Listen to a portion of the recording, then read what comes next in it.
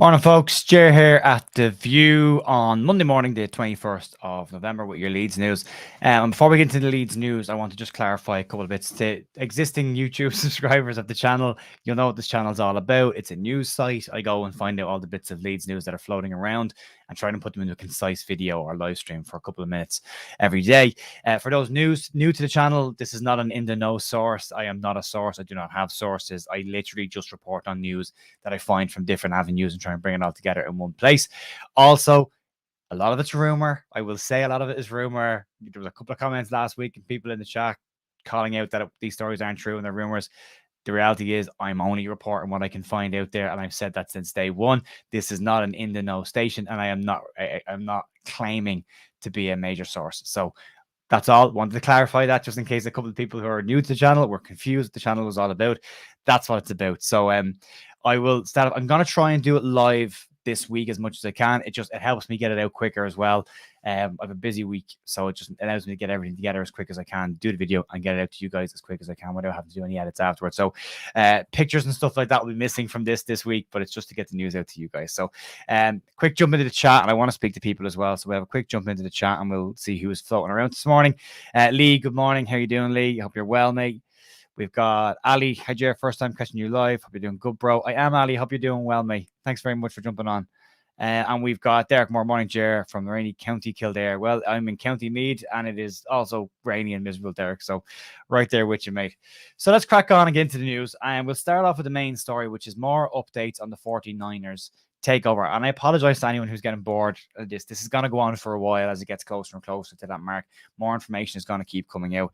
And what's come out today and a bit yesterday from two different sources, MOT Leeds have had a story from someone who's contacted them directly. And the Times have also had some details on some stuff. So bringing the two of them together and just having a quick look, the 49ers may be in a situation where they're looking to complete the takeover Leeds, not at the end of this season, but in January or at the end of January. Apparently, according to the Times, there is a clause in the contract to get the deal done at the end of January this year, 2023. So after the winter window closes. And there may be, but it was unclear, an additional clause for 2024. The Athletic and other places quoted that the 2024 was the deadline for the deal, but it appears there are other clauses in place earlier than that to allow the deal to go through. According to MOT Leeds, a well-informed source has contacted them who was involved and very close to the Leeds power brokers, and has told them that the new owners may need to complete the deal with Radrizzani a lot sooner than initially thought.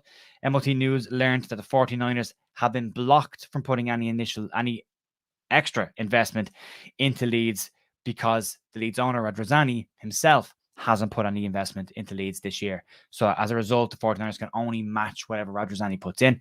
He hasn't put anything in. They can't.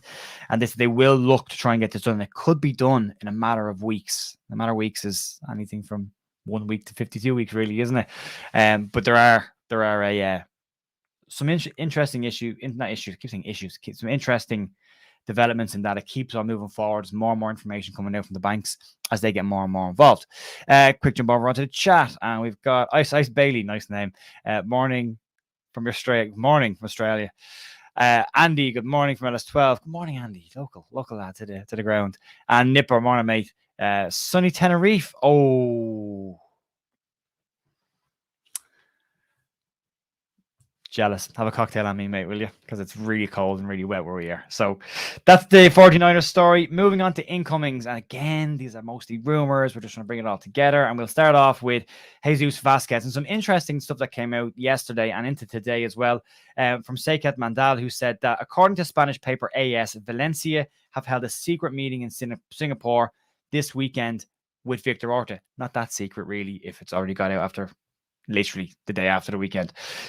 He has said that a decision needs to be made on behalf of both parties. Sorry, Valencia have said a decision needs to be made on behalf of all parties in relation to Vasquez. He wants to move. Leeds are interested in him. Leeds want a left back. And Valencia may be in a situation where they need to sell players as well. There's a lot of financial kind of trouble around the Spanish and Italian leagues at the moment with money. Inter Milan and Benfica are also said to be keeping a good eye on these situations as well and seeing what happens there. I have said, like Vasquez is talented. He's 19. There's a long prospect there. There are other left backs, and we'll get to that in a second. Moving on to another player who's been linked with Leeds for the first time in this window, and this one comes from Ben Jacobs. So the 22-year-old Gonzalo Plata, who played for Ecuador yesterday against Qatar in the World Cup. The 22-year-old Ecuadorian winger has gotten interest from several top European clubs. Leeds, Atletico Madrid, and Roma are all said to be interested in him. Ben also did say that he was linked with Leeds earlier in the summer transfer window as a replacement for Rafinha, but Leeds went with Sinisterra instead. Wingers are a strange one for me. I'm not sure how Leeds look at wingers, considering we don't play with natural wingers, and this guy specifically is quite a direct, old school kind of Dan James-esque winger. So be interesting to see what happens there. Moving on to information coming out from Twitter, and Ekram Kanor on Twitter has said that Leeds United want to sign Rafael Guerreiro and that they will make moves in January to contact Borussia Dortmund about to bring the player in. We heard last week from other sources as well that Victor Orta was already getting a contract offer ready to go with to Guerreiro with that. That would be two left backs. Kai Wagner not linked at all this time around. Pretty quiet on that one. We do also know that Leeds like to throw up the odd smoke screen so they can get deal done. So they're meeting with Valencia in Singapore around Vasquez, and they're trying to get a deal done for Guerreiro. Is one a smoke screen? Are they not a smoke screen? We'll have to see what happens there. And before we move on with that, we'll just jump back into the chat real quick. Smash the like button or gently tap it. You can gently tap the like button. You don't have to smash it. You don't have to smash it. Tyler, fingers crossed, more money invested. Yeah, I'd like to see it come in before January, if I'm being honest. Ali, I'm in Singapore. I go find Orv. He goes, would you mind? Get us a scoop. Go get us a scoop. I'm sure he's gone at this stage. I'm sure he's on his way over to the World Cup. And Aldi boy, what happened to Kai Wagner? Yeah, thought we were going to get him after the MLS season. And yeah, that was what was being said. Jesse Marsh apparently was the front runner in getting that deal done. He wanted Kai Wagner. Kai Wagner was voted in the MLS team of the season, did play in the MLS Cup final as well, had a fantastic season. One of the top stats from any player in the league last year as well. So it's an interesting one there. Wingers sell for big money. Yeah, so it makes sense to buy and sell. That is a very good point. That is a very, very good point. Caress the like button. Gently tickle the like button, as Alex would say, and Michael.